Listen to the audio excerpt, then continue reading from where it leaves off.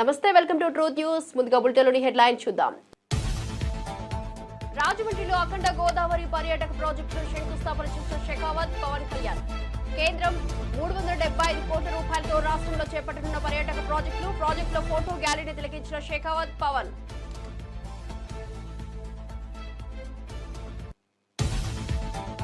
CM Revanth రెడ్డికి అవినీతి చక్రవర్తి బిరుదు ఇస్తున్నామని కవిత ప్రకటన. ఏడాదిన్నరలోనే 2 లక్షల కోట్ల అప్పు. ఆ డబ్బు ఏం చేశారని నిలదీసిన ఎమ్మెల్సీ. చంద్రబాబు రేవంత్ రెడ్డిల భేటీ తర్వాతే బనకచెర్లకు గ్రీన్ సిగ్నల్ వచ్చిందని ఆరోపణ. ఎస్సీఓ రక్షణ మంత్రుల సమావేశంలో ఉగ్రవాదంపై రాజ్నాథ్ సింగ్ కీలక వ్యాఖ్యలు. ఉగ్రవాదం, WMDల వ్యాప్తిపై ఐక్యంగా పోరాడాలని పిలుపు. ఉగ్రవాదాన్ని పెంచి పోషించే దేశాలు తగిన మూల్యం చెల్లించుకోవాలని హెచ్చరిక. ఏపీలో కాంగ్రెస్ బలపడటం రాజకీయంగా చాలా అవసరమన్న వైఎస్ షర్మిల. కాంగ్రెస్ అధికారంలోకి వస్తేనే విభజన హామీలు సాధ్యమని వెల్లడి. బీజేపీ గడిచిన 10 ఏళ్లలో ఒక్క హామీ కూడా నెరవేర్చలేదని వ్యాఖ్య.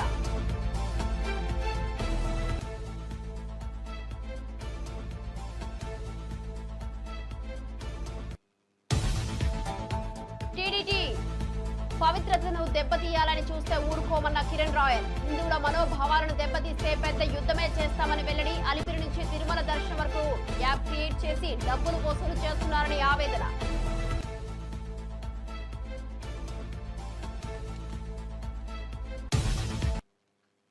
డీటెయిల్స్ చూస్తే రాజమండ్రిలో పర్యటించిన deputy CM Pawan Kalyan double engine సర్కార్ ప్రాధాన్యతను విశదీకరించారు. కేంద్రం రాష్ట్రం కలిసి పనిచేస్తే అద్భుత ఫలితాలు సాధ్యమవుతాయని తెలిపారు. రాజమండ్రి అంటే గోదావరి తీరం గుర్తొస్తుందని, ఇది తన మనసుకు ఎంతో ప్రత్యేకమన్నారు. గతంలో ఎన్నోసార్లు ఊహించిన అభివృద్ధి ఇప్పుడు కూటమి ప్రభుత్వంలో కేంద్ర సహకారంతో సాకారమవుతోందని హర్షం వ్యక్తం చేశారు. ఇక ప్రజలు ఆశించిన అభివృద్ధి కార్యాచరణలు త్వరలోనే ప్రారంభమవుతాయని పేర్కొన్నారు. రాష్ట్రంలో తాము చేపట్టిన ప్రాజెక్టులకు కేంద్రం పూర్తి మద్దతు కల్పిస్తోందని స్పష్టం చేశారు. కూటమి ప్రభుత్వంలో ప్రజలకు నూతన ఆశలు పుట్టినట్లు పవన్ వ్యాఖ్యానించారు. అలాగే గౌరవనీయ జలవనరుల శాఖ మంత్రివర్యులు మరియు జిల్లా ఇన్ఛార్జ్ మంత్రి శ్రీ నిమ్మల రామానాయుడు గారికి, గౌరవనీయ పర్యాటక, సాంస్కృతిక మరియు సినిమాటోగ్రఫీ శాఖ మంత్రివర్యులు శ్రీ కందుల దుర్గేష్ గారికి, గౌరవనీయ ఎంపీ రాజమహేంద్రవరం శ్రీమతి డి పురంధేశ్వరి గారికి, గౌరవనీయ ఎమ్మెల్సీ రాజమండ్రి శ్రీ సోము వీర్రాజు గారికి, శ్రీ ఆదిరెడ్డి శ్రీనివాస్ గారికి, గౌరవ ఎమ్మెల్యే రాజమండ్రి నగరం, మనందరికీ ఇష్టలైన పట్టు విడవని విక్రమార్కులు శ్రీ నాకు ఇష్టమైన గోరంట్ల బుచ్చయ్య చౌదరి గారికి, మనం తగ్గాలి తప్ప ఆయన తగ్గడం, మనం ఆయన చూసి నేర్చుకోవాలి. అంటే మనకి అడాప్టబిలిటీ రాదు, ఆయన అడాప్టబిలిటీ నేర్పిస్తారు మనకి. అలాంటి గోరంట్ల బుచ్చయ్య చౌదరి గారికి, రాష్ట్ర హితువుని, రాజమండ్రి హితువుని, గోదావరి జిల్లాల హితువుని కోరుకునే వారికి మనస్ఫూర్తిగా నా హృదయపూర్వక నమస్కారం. అలాగే రాజానగరం బత్తుల బలరామకృష్ణ గారికి, అనపర్తి ఎమ్మెల్యే శ్రీ నల్లమిల్లి రామకృష్ణారెడ్డి గారికి, శ్రీ ముప్పిడి వెంకటేశ్వరరావు గారికి, కొవ్వూరు ఎమ్మెల్యే శ్రీ మడ్డిపాటి వెంకటరాజు గారు, గౌరవనీయ MLA Gopalapuram Chirri Balaraju garu, Polavaram MLA Shri Boddu Venkataramana Chowdary garu, chairman Rajamahendravaram urban development authority, Shri Nukasani Balaji garu, Shri Ajay Jain గారు, శ్రీమతి పి ప్రశాంతి గారు, కలెక్టర్ జిల్లా మ్యాజిస్ట్రేట్ తూర్పుగోదావరి జిల్లా, అలాగే శ్రీ డి నరసింహకిషోర్ గారు, ఎస్పీ మన తూర్పుగోదావరి జిల్లాకి, ఎస్ చిన్నరాముడు ఐఏఎస్ గారికి, జాయింట్ కలెక్టర్, ఇక్కడికి విచ్చేసిన మీకు, మీ ద్వారా గోదావరి జిల్లాల ప్రజానీకానికి, ప్రత్యేకించి రాజమండ్రి ప్రజానీకానికి, సోదరీమణులకి, ఇక్కడికి విచ్చేసిన మీడియా ప్రతినిధులకి, ఎలక్ట్రానిక్ ప్రింట్ మీడియా ప్రతినిధులకి మీ అందరికీ ప్రత్యేకమైన నమస్కారం. రాజమండ్రి అనగానే గుర్తుకొచ్చేది గోదావరి తీరం ఎప్పుడు కూడా ఒక తీరం వెంబడి ఎప్పుడు నాగరికత ఉన్న చోట భాష. అఖండ గోదావరి టూరిజం ప్రాజెక్టుకు రాజమండ్రిలో శంకుస్థాపన చేసిన కేంద్ర మంత్రి గజేంద్ర సింగ్ షెకావత్ ప్రాజెక్టును పూర్తి స్థాయిలో అభివృద్ధి చేస్తామని హామీ ఇచ్చారు. 2035 నాటికి ఆంధ్రప్రదేశ్లో 30 లక్షల పర్యాటకులు వచ్చేలా ప్రణాళికలు రూపొందిస్తున్నట్లు వెల్లడించారు. 450 కోట్ల రూపాయలతో పర్యాటక అభివృద్ధి కార్యక్రమాలు చేపట్టనున్నట్టు తెలిపారు. రాజమండ్రిని వారసత్వ సాంస్కృతిక రాజధానిగా అభివృద్ధి చేస్తామని స్పష్టం చేశారు. దేశవ్యాప్తంగా పర్యాటక రంగాన్ని ఆకర్షణీయంగా తీర్చిదిద్దే లక్ష్యంతో మోదీ ప్రభుత్వం వేగంగా పనిచేస్తోందని చెప్పారు. ప్రపంచంలో పర్యాటక వృద్ధి అత్యధికంగా భారత్లోనే ఉందని తెలిపారు. ఉప ముఖ్యమంత్రి పవన్ కళ్యాణ్ తో కలిసి ప్రాజెక్టుకు శంకుస్థాపన చేయడం ఆనందంగా ఉందని అన్నారు. పర్యాటక అభివృద్ధికి ఏపీలో అనుకూల వాతావరణం ఉందన్నారు. Dear friends, in 2023, tourism contributed 10% in global economy. But if we look towards India, it contributes only 6% in the country's economy. And the momentum is only accelerating and continuously picking up. With over 3 billion domestic visitors and nearly 20 million international arrivals expected in this year, India is fast becoming one of the world's most sought-after destinations. Our efforts have borne fruits on the global stage. Dear friends, India has moved up from the 54th to 39th position on the World Economic Forum's Travel and Tourism Development Index within just 3 years. Today, India proudly ranks among the top 10 countries of cultural, natural, and non-leisure tourism assets. Dear friends, from the snow-laden Himalayas to sun-kissed beaches, from yoga retreats to Sufi shrines, from medical tourism to adventure trails, India offers a complete tourism ecosystem. It is the diversity that forms the core of our tourism industry. The version of Modi government and vision of Honorable Prime Minister Narendra Modi ji is holistic, inclusive and future ready. Through flagship schemes such as Swadesh Darshan, Prashad, Saski and CBDD, we are and spirituality meets sustainability. Under the bold and transformative leadership of Honorable Prime Minister Narendra Modi Garu and under the regime of this double engine government in state of Andhra Pradesh, astronaut గా గుర్తింపు పొందిన దంగేటి జాహ్నవి మంత్రి నారా లోకేష్ ను మర్యాదపూర్వకంగా కలిశారు. తెలుగు బిడ్డగా దేశం మొత్తానికి గర్వకారణంగా నిలిచిన జాహ్నవిని మంత్రి అభినందించారు. ఆమె విజయయాత్రపై ప్రశంసలు గుప్పించిన లోకేష్ రాష్ట్ర ప్రభుత్వం తరపున భవిష్యత్తులో అన్ని విధాలుగా ప్రోత్సాహం అందిస్తామని హామీ ఇచ్చారు. అంతరిక్ష పరిశోధనల పట్ల రాష్ట్ర యువతలో ఆసక్తిని పెంచే దిశగా జాహ్నవి విజయాన్ని ప్రభుత్వం ఉపయోగించుకుంటుందని అన్నారు. సాంకేతిక విద్యా అభివృద్ధికి ఆమెను బ్రాండ్ అంబాసిడర్ గా చేయాలని సూచనలు కూడా వచ్చాయి. ఈ సందర్భంగా జాహ్నవి తన అనుభవాలను మంత్రి లోకేష్ తో పంచుకున్నారు. భవిష్యత్తులో మరిన్ని మహిళలు అంతరిక్ష రంగంలోకి రావాలని ఆకాంక్షించారు.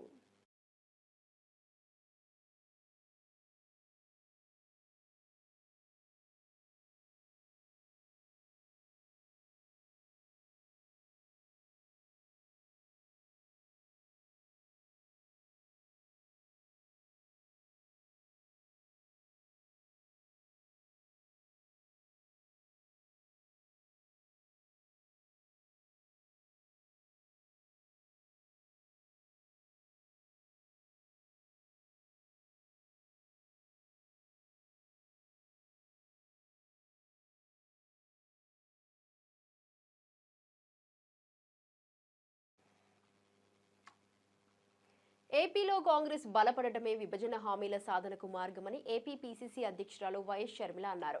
బీజేపీ గత 10 సంవత్సరాల్లో ఒక్క హామీ కూడా నెరవేర్చలేదని ఆరోపించారు. రాజధాని నిర్మాణ బాధ్యత కేంద్రానికి ఉండగా బీజేపీ అప్పులు మాత్రమే ఇస్తుందని విమర్శించారు. బీజేపీని ఎదుర్కొనే సత్తా కేవలం కాంగ్రెస్ కు మాత్రమే ఉందన్నారు. ఏపీలో మళ్లీ కాంగ్రెస్ ను బలపడేలా ప్రజలు మద్దతు ఇవ్వాలని ఆమె కోరారు. విభజన సమయంలో ఇచ్చిన హామీలు ఇప్పటికీ నెరవేరకపోవడంపై ఆగ్రహం వ్యక్తం చేశారు. రాష్ట్రానికి ప్రత్యేక హోదా, విద్యా సంస్థలు, పరిశ్రమల స్థాపన వంటి అంశాల్లో బీజేపీ విఫలమైందన్నారు. ఇవన్నీ సాధ్యమయ్యే పార్టీగా కాంగ్రెస్ ను ప్రజలు గుర్తించాలని సూచించారు. కార్యాచరణ ఎలా ఉండబోవాలి, ఏ ఇష్యూస్ టేకప్ చేయాలి, నాయకుల, జిల్లాకు సంబంధించిన కార్యకర్తల అభిప్రాయాలను, సూచనలు తీసుకోవడానికి, వాళ్ళకున్న ఇబ్బందులను తెలుసుకోవడానికి ఇక్కడికి కాంగ్రెస్ పార్టీ అధ్యక్షురాలిగా నేనే రావటం జరిగింది. కాంగ్రెస్ పార్టీ బలపడ్డం ఈరోజు రాజకీయంగా చాలా అవసరం. రాజకీయంగా మా పార్టీకి మాత్రమే కాదు, ఆంధ్ర రాష్ట్రానికి కూడా కాంగ్రెస్ పార్టీ బలపడాల్సిన అవసరం ఉంది. ఎందుకంటే ఒక కాంగ్రెస్ పార్టీ అధికారంలోకి వస్తే మాత్రమే ఆంధ్ర రాష్ట్రానికి సంబంధించిన విభజన హామీలలో ఏ ఒక్క హామీ అయినా నెరవేరే అవకాశం ఉంది అంటే అది ఒక కాంగ్రెస్ పార్టీ అధికారంలోకి వస్తే మాత్రమే సాధ్యమవుతుంది. బీజేపీ కేంద్రంలో 11 సంవత్సరాలుగా అధికారంలోనే ఉంది. కానీ ఒక్కటంటే ఒక్క విభజన హామీ కూడా ఇప్పటి వరకు పూర్తి చేయలేదు బీజేపీ. ఇప్పటికి కూడా మన రాజధానికి కావాల్సిన పూర్తి ఫండ్స్ వాళ్ళు ఇచ్చి కట్టాల్సి ఉంది విభజన హామీలో. అయితే ఇప్పటికీ కూడా వాళ్ళు అప్పులే ఇస్తున్నారు. పోలవరం ప్రాజెక్టు జాతీయ ప్రాజెక్టుగా పూర్తి చేయాల్సిన బాధ్యత కేంద్రానిదైతే ఇప్పటికీ కూడా 45 మీటర్లలో కాదు 41 మీటర్లోనే దీన్ని పూర్తి చేయాలి అని పార్లమెంట్లో చెప్పినా కూడా వైసీపీకి చెందిన ఎంపీలు కానీ, టీడీపీకి చెందిన ఎంపీలు కానీ, జనసేనకు చెందిన ఎంపీలు కానీ ఏ ఒక్కరూ నోరు విప్పలేదు. ఇలా రాష్ట్ర ప్రయోజనాలను బీజేపీతో సంబంధాల కోసం అటు వైసీపీ అయినా, టీడీపీ అయినా, జనసేన అయినా ఈ నాయకులందరూ వాళ్ళ స్వార్థ రాజకీయాలు చూసుకుంటున్నారు తప్పితే రాష్ట్ర ప్రయోజనాలను బీజేపీకి తాకట్టు ఎప్పుడో పెట్టేశారు. కాబట్టే ఈరోజు కాంగ్రెస్ ఎదగాల్సిన అవసరం ఉంది. ఎందుకంటే ఒక కాంగ్రెస్ పార్టీ మాత్రమే ధైర్యంగా, నిజాయితీగా బీజేపీని ఎదిరించి ప్రశ్నించే సత్తా ఉన్న ఏకైక పార్టీ ఈరోజు మన రాష్ట్రంలో ఉన్నది ఒక కాంగ్రెస్ పార్టీ మాత్రమే. కాబట్టి ఇవన్నీ జనాల మధ్యకి తీసుకువెళ్ళాలి. కాంగ్రెస్ పార్టీ కార్యకర్తల, నాయకుల బాధ్యత చాలా ఎక్కువ ఉంది దీంట్లో. కాంగ్రెస్ పార్టీ గ్రామ లెవెల్లో, బూత్ లెవెల్లో బలపడాల్సిన అవసరం ఉంది. ఇవన్నీ ఎలా సాధించాలి అన్న అంశాలపై ఈరోజు చర్చించడానికి కాంగ్రెస్ పార్టీ రాష్ట్ర అధ్యక్షురాలిగా నేనే ఇక్కడికి రావడం జరిగింది. తెలంగాణ ప్రభుత్వం 2 లక్షల కోట్ల రూపాయల అప్పు తెచ్చిందని, కానీ దాని లాభం ప్రజలకు కనిపించడం లేదని ఎమ్మెల్సీ కల్వకుంట్ల కవిత విమర్శించారు. కొడంగల్ లిఫ్ట్ ఇరిగేషన్ ప్రాజెక్టు కోసం మేఘా, పొంగులేటి కంపెనీలకు 1200 కోట్ల రూపాయల అడ్వాన్స్ ఇచ్చారని ఆరోపించారు. గతంలో కేసీఆర్ పాలనలో ఒక ద్రవ్యాన్ని కూడా ముందుకు ఇవ్వకుండా మొదట పనిచేయండి, తర్వాత డబ్బులు ఇస్తామని చెబుతూ శుభ్రమైన పాలన కొనసాగిందన్నారు. ప్రస్తుత ప్రభుత్వం అప్పు తెచ్చి పథకాలు అమలు చేయకుండా జారీ చేస్తున్నదంటూ తీవ్ర విమర్శలు చేశారు. అప్పుల బాధలో ప్రజల అవసరాలు మరుగున పడుతున్నాయని ఆవేదన వ్యక్తం చేశారు. డబ్బులు ఎక్కడికి పోతున్నాయో చెప్పాలంటూ ప్రభుత్వాన్ని నిలదీశారు. పైసలు తీసుకోండి అన్నారు కానీ కాంట్రాక్టర్లకు ఎప్పుడు అడ్వాన్స్ ఇవ్వలే. రేవంత్ రెడ్డి ఏం చేశారు, ఇద్దరు సంస్థలకు కలిపి దాదాపు 1200 కోట్లు అడ్వాన్స్ ఇచ్చేసింది. కానీ కొత్తగల్ లిఫ్ట్ ఇరిగేషన్ స్కీమ్ లో ఇప్పటి వరకు ఒక్క చెంచా కూడా మట్టి తీయలేదనేటటువంటిది వాస్తవం, ఎవరు కూడా కాదనలేనటువంటి వాస్తవం. అయినా కూడా 600 కోట్లు ఇచ్చేసింది. ఒక్కొక్క సంస్థకి 1200 కోట్లు మొత్తం కాంట్రాక్టర్లకు వెళ్ళిపోయినాయి. అంటే దీనివల్ల మనకి ఏమర్థమవుతున్నది, ఈయన అప్పు బయటకు వెళ్ళి తీసుకొస్తారు, ఆ తీసుకొచ్చిన అప్పు కాంట్రాక్టర్లలో పోతుంది, కాంట్రాక్టర్ల దగ్గరికి వెళ్ళి వీళ్ళకి వచ్చే కమిషన్లు వీళ్ళకి వస్తాయి. కానీ రాష్ట్రానికి మాత్రం చెడ్డ పేరు వస్తున్నది, ప్రజలకు మాత్రం పెన్షన్ వస్తలేదు, విద్యార్థులకు మాత్రం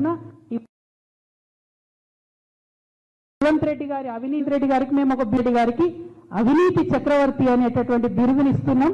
ఈ అవినీతి చక్రవర్తి గారి అవినీతి భాగవతం అంతా మీకు తెలిసి నేను సమాచారం లేకుండా మాట్లాడను.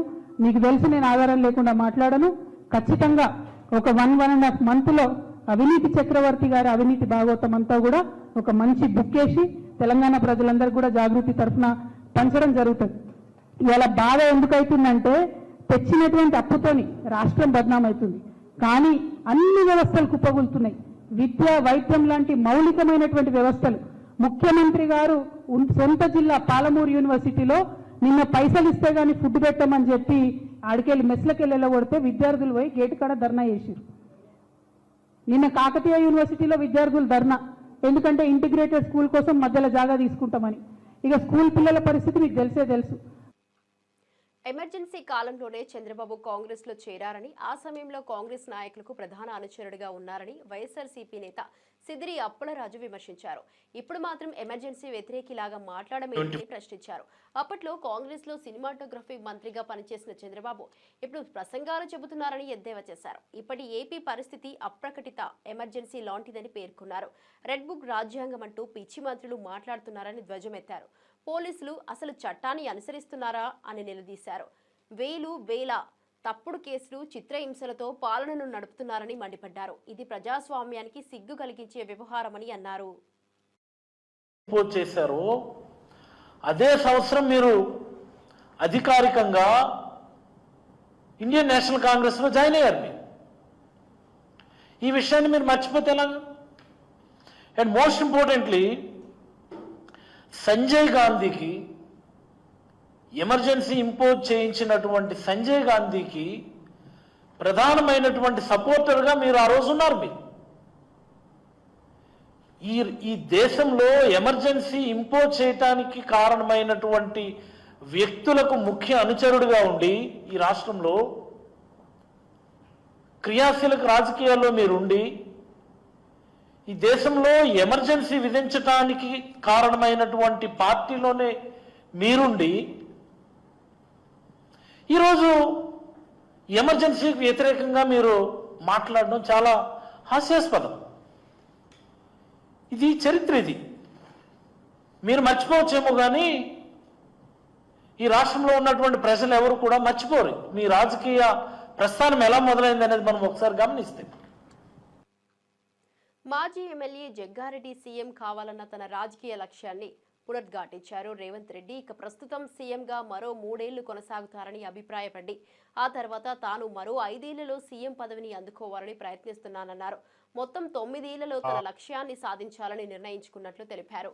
కాంగ్రెస్ పార్టీలో తనకు ఉన్న విశ్వాసంతో పాటు ప్రజల మద్దతుతో ఈ లక్ష్యం సాధ్యమవుతుందని ఆశాభావం వ్యక్తం చేశారు. రేవంత్ రెడ్డితో తనకు మంచి అనుబంధం ఉందని, పార్టీకి తాను ఎల్లప్పుడూ కట్టుబడి ఉంటానని స్పష్టం చేశారు.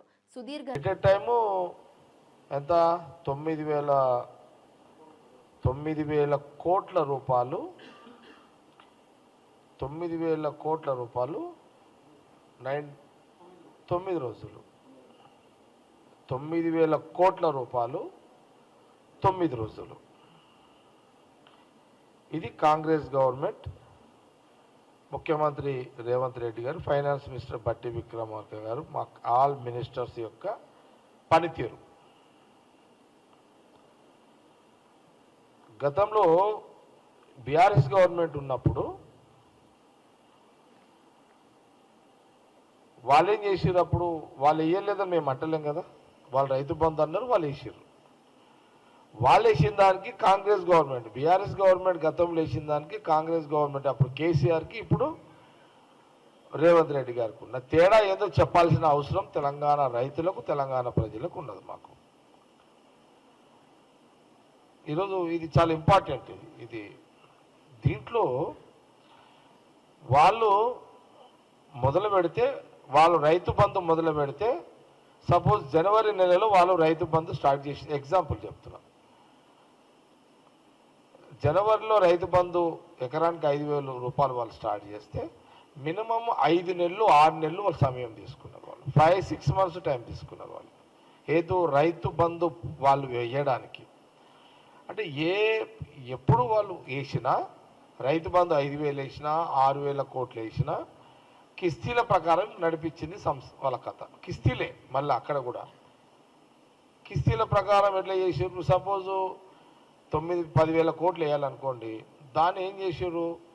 5 నెలలు ఒక కిస్తీ, 5 నెలలు ఒక కిస్తీ. తేడా గమనించాలి రైతులు కానీ, తెలంగాణ ప్రజలు కూడా, మీడియా కూడా గమనించాలి. ఏంటంటే వైఎస్ఆర్సీపీ కార్యకర్తలు మళ్లీ రప్ప రప్ప అంటే ప్రజలు ఎదురు తిప్పుతారని హోంమంత్రి వంగలపూడి అనిత తీవ్ర వ్యాఖ్యలు చేశారు. జగన్ పాలన విధ్వంసానికి చిహ్నమని, అతని సైకో నైజాన్ని ప్రజలు అర్థం చేసుకోవాలని సూచించారు.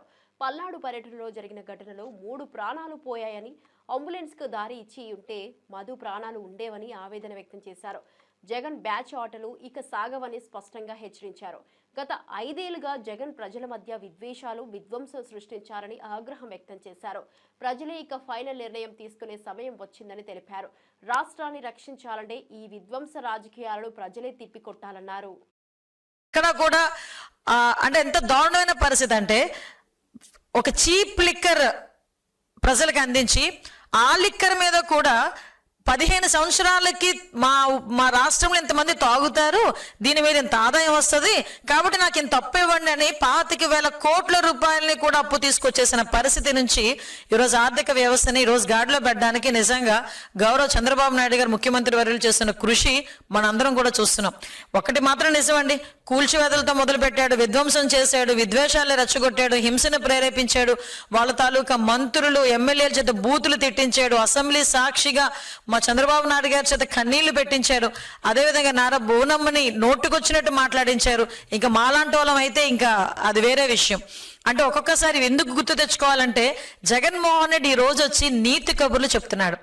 అదేవిధంగా వాళ్ళ తాలూకా విధ్వంసం చేసే ఆ జనాలు కూడా, మూకలు, వైసీపీ మూకలు కూడా బయటకు వచ్చి ఈరోజు నీతులు చెప్తున్నాయి. ఆ నీతులు చెప్పేటప్పుడు లాస్ట్ 5 సంవత్సరాలు వీళ్ళు ఏం చేశారన్న సంగతి కూడా గుర్తు చేయాలి అనే ఉద్దేశంతో, బయటికి రావాలంటే పరదా ఉండాలి, బయటికి రావాలంటే చెట్లు నరికేయాలి, అతను బయటకు వచ్చాడంటే షాపులు మూసేయాలి, జగన్మోహన్ రెడ్డి బయటకు వస్తున్నాడంటే షాపులు మూసేయాలి, జగన్మోహన్ రెడ్డి ఒక మీటింగ్ పెట్టాలంటే తెలుగుదేశం పార్టీ వాళ్ళందరినీ కూడా హౌస్ అరెస్టులు చేయాలి. అదేవిధంగా అతని గురించి ఎవరైనా గట్టిగా సోషల్ మీడియాలో మాట్లాడితే వాళ్ళని తీసుకొచ్చి సిఐడి కేసులు పెట్టి ఇరికించాలి. ఆ సిఐడి కేసులు పెట్టేదానికి కూడా వయసులతో సంబంధం లేదు. 60-70 సంవత్సరాల అంకబాబు గారైనా సరే, లేకపోతే 65 సంవత్సరాల వృద్ధులైనా సరే, మహిళలైనా సరే, ఎవరినైనా సిఐడి చేతిలో పెట్టుకుని, ఆ రోజు పోలీస్ వ్యవస్థను చేతిలో పెట్టుకుని సామాన్యమైన ప్రజలు ఎన్ని రకాల హింసలు పెట్టారో ఈ రోజు నేను గుర్తు చేస్తున్నా. ఈ రోజు వీళ్ళు బయటకు వచ్చి మాట్లాడుతున్నారు. మేము ఏమైనా ఏంటది ఏదో ఆంక్షలు విధించామా అని మాట్లాడారు. మొన్న కూడా నేను దాని గురించి ఆంక్షలు విధించారని మాట్లాడేదానికి. ఈ రోజు ప్రజలు ఆంక్షలు లేకుండా ప్రశాంతంగా బతుకుతున్నారు. ఒక పరదా లేదు, ఒక చెట్లు కొట్టడం లేదు, ఒక షాపులు మూసివేత లేదు, ఒక హౌస్ అరెస్ట్ లేదు. ఆఖరికి జగన్మోహన్ రెడ్డి ఎక్కడైనా పరామర్శకి వెళ్తానన్నా కూడా అది చైనాలో జరిగిన ఎస్సీఓ రక్షణ మంత్రుల సమావేశంలో భారత రక్షణ మంత్రి రాజ్నాథ్ సింగ్ ఉగ్రవాదంపై కఠిన వ్యాఖ్యలు చేశారు. ఇక ఉగ్రవాదాన్ని ప్రోత్సహించే దేశాలు తగిన పరిణామాలు ఎదుర్కోవాల్సిందేనని హెచ్చరించారు. ఉగ్రవాదం ఉన్న చోట శాంతి, అభివృద్ధి సాధ్యమని అన్ని సభ్య దేశాలు కలిసికట్టగా ముందుకు రావాలన్నారు. సరిహద్దు ఉగ్రవాదాన్ని విధానపరమైన ఆయుధంగా వాడే దేశాలను ఎస్సీఓ ఖండించాలని పిలుపునిచ్చారు. రాడికలైజేషన్, పరస్పర విశ్వాస లోపం వంటి అంశాలు కూడా ఈ ప్రాంతానికి ప్రమాదకరమని నొక్కి చెప్పారు. ద్వంద్వ ప్రమాణాలకు తావుండకూడదని, ఉగ్రవాదం ఏ రూపంలో ఉన్నా అతిగా వ్యతిరేకించాలని సూచించారు. ఇక ఎస్సీఓ దేశాలు సమిష్టిగా ఈ సమస్యలను ఎదుర్కోవాలన్నారు.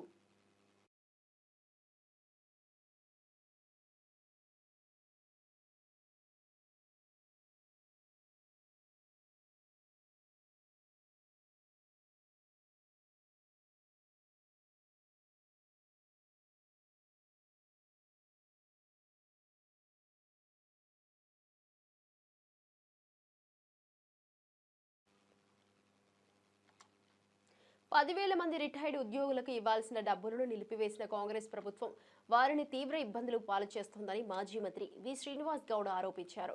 డబ్బుల కోసం వేచి చూస్తున్న ఉద్యోగుల్లో నిత్యం ఒకరొకరు చనిపోతున్నారని ఆవేదన వ్యక్తం చేశారు. ఇటీవల సోమిరెడ్డి అనే రిటైర్డ్ ప్రధానోపాధ్యాయుడు డీఈఓ కార్యాలయం వద్దే గుండెపోటుతో ప్రాణాలు కోల్పోయిన ఘటనను ప్రస్తావిస్తూ ఇది ప్రభుత్వ హత్యలేనన్నారు. బడా కాంట్రాక్టర్ల బిల్లులకు ప్రభుత్వం వెంటనే చెల్లిస్తున్నా జీవితాంతం సేవ చేసిన ఉద్యోగులకు మాత్రం అవమానం చేస్తోందని విమర్శించారు. వీలైనంత తొందరగా వారి బకాయిలు చెల్లించి మరింత ప్రాణ నష్టం జరగకుండా చూడాలని డిమాండ్ చేశారు. ఏ పైసలు వస్తాయో రావని చెప్పి టెన్షన్స్ తో అందరి ముందని టెన్షన్స్ తో గుండాలు చచ్చిపోయింది ఆయన. రోజుకొకరు చనిపోతున్నారు. వాళ్ళ డబ్బులు వాళ్ళకి ఇవ్వడానికి ఇవ్వకుండా రిటైర్డ్ అయిన 10,000 మందిని చంపుతా ఉన్నారు. ఏ ఉద్యోగి ఇట్లా గుండాకి చచ్చిపోయినా అది ప్రభుత్వ హత్యగానే నేను భావిస్తాను. గుర్తుపెట్టుకోండి. 35-40 సంవత్సరాలు ప్రభుత్వంలో ఉద్యోగం చేసి ప్రభుత్వాలను నడిపి కష్టపడి ఇలా రోగాలతో రిటైర్డ్ అయిపోయి ఆ రోగాల డబ్బులు లేక చనిపోయే సందర్భాలు ఉన్నాయి. పెద్ద పెద్ద కాంట్రాక్ట్ బిల్లు ఆపండి. మేము పెట్టినటువంటి రైతు బంధు పైసలు 3 కాంట్రాక్టులకు ఇచ్చేసారు, 1,000 కోట్ల రూపాయలు. ఆ పైసలు ఇచ్చినా వీళ్ళందరూ బతికేటోళ్ళు. ప్రభుత్వము ఉద్యోగుల జీతాలు వాడుకొని ఇప్పటి వరకు 1,300 కోట్ల రూపాయలు వాడుకున్నారు. వాళ్ళ భవిష్యత్తు ఏం కావాలా? రేపు వాళ్ళ పరిస్థితి ఏం కావాలా? 2.5 లక్షల మంది ఈ రోజుకు 2.5 లక్షల మంది ఉద్యోగులతో జీవితాలతో చిలగాటమాడుతున్నారు. ఈ నెల 29న కేంద్ర హోంమంత్రి అమిత్ షా చేతుల మీదుగా పసుపు బోర్డు కార్యాలయాన్ని ప్రారంభించనున్నట్లు కేంద్ర మంత్రి కిషన్ రెడ్డి ప్రకటించారు. నిజామాబాద్ లో ఈ కార్యక్రమం ఘనంగా జరగనుందని తెలిపారు. పసుపు రైతుల కలలు నెరవేర్చే దిశగా బోర్డు ఏర్పాటు అవుతుండడం ఆనందదాయకమన్నారు. ఇతర రాష్ట్రాలు కోరినప్పటికీ మోదీ నిజామాబాద్ కు ఇవ్వడం ఇక్కడి రైతులకు గౌరవమన్నారు. బోర్డు చైర్మన్ గా గంగారెడ్డిని నియమించడం ప్రత్యేకతగా అభివర్ణించారు. పసుపు ఉత్పత్తి, మార్కెటింగ్, ఎగుమతులలో రైతులకు మేలు కలిగేలా ఈ బోర్డు కార్యాచరణ సాగుతుందని వివరించారు. అలాగే 29న మాజీ మంత్రి డిఎస్ విగ్రహాన్ని కూడా అమిత్ షా ఆవిష్కరించనున్నారని తెలిపారు. ఇక రైతులు భారీగా హాజరవ్వాలని కిషన్ రెడ్డి పిలుపునిచ్చారు. చిన్న ప్రయత్నము ఇది. అందరూ రైతులందరూ కలిసి ఈ కార్యక్రమాన్ని విజయవంతం చేసుకోవాలి. భవిష్యత్తులో ఈ యొక్క జాతీయ పసుపు బోర్డు ద్వారా రైతులకు మేలు జరిగే విధంగా కార్యాచరణ ప్రణాళిక రూపొందించుకోవాలని చెప్పి నేను జిల్లా రైతులందరూ కూడా కోరుతా ఉన్నాను. రైతులందరూ కూడా పూర్తి సమన్వయంతో మరి అందరూ కూడా కార్యక్రమానికి రావాల్సిందిగా ఆహ్వానిస్తా ఉన్నాను. ఒకసారి కార్యాలయం ప్రారంభమైన తర్వాత భవిష్యత్తు కార్యాచరణ ఏ రకంగా ఉండాలో మనకు మరి కామర్స్ మినిస్టర్ అయినటువంటి పీయూష్ గోయల్ గారు కానీ లేక హోంమంత్రి గారు కానీ రాష్ట్ర ప్రభుత్వం నుంచి వచ్చేటువంటి మరి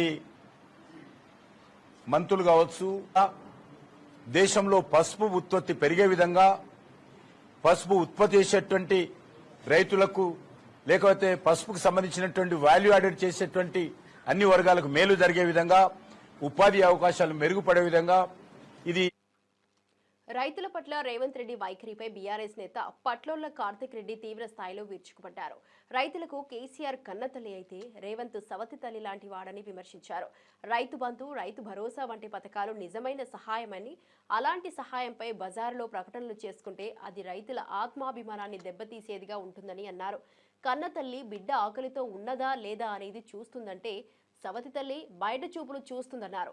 రేవంత్ పాలనలో రైతులు నిరాశకు గురవుతున్నారని, ఇదే తేడా కేసీఆర్ రేవంత్ మధ్య ఉందని స్పష్టం చేశారు. రైతులను మోసం చేసే విధానాన్ని నిలదీసే ప్రజా ఉద్యమం తప్పదన్నారు. ఇక్కడ ఉన్న ప్రజలు, రంగారెడ్డి జిల్లాలో ఉన్న ప్రజలు పని చేసేది తెలంగాణ అభ్యున్నతికే. భారతదేశంలో మేము కూడా ఒక పౌరులమని ముఖ్యమంత్రి గారికి మీ ద్వారా గుర్తు చేస్తున్నాం.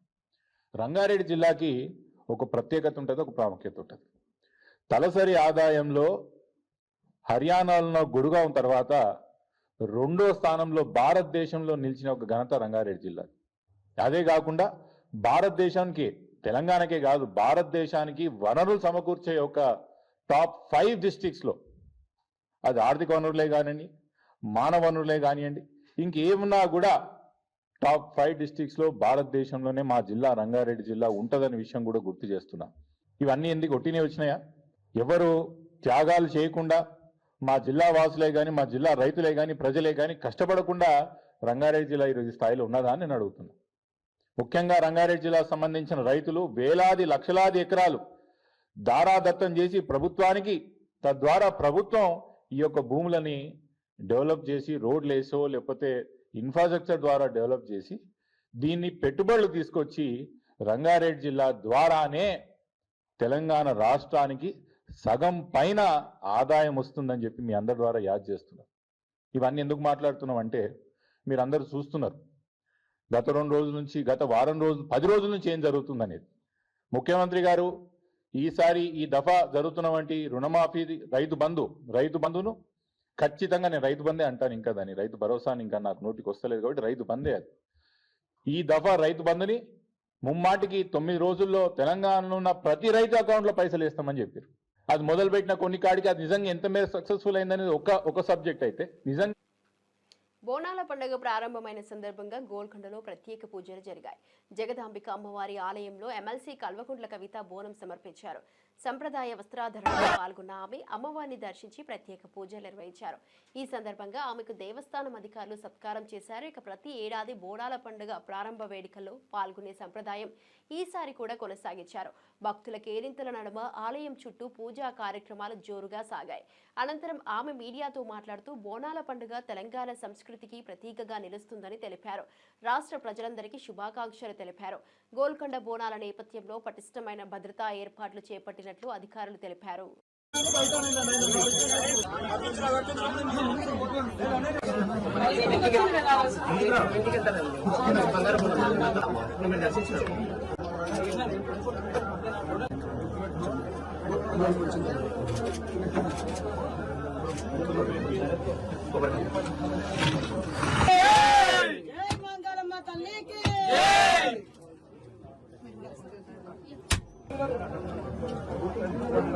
చూస్తూనే ఉండండి ట్రూత్ న్యూస్.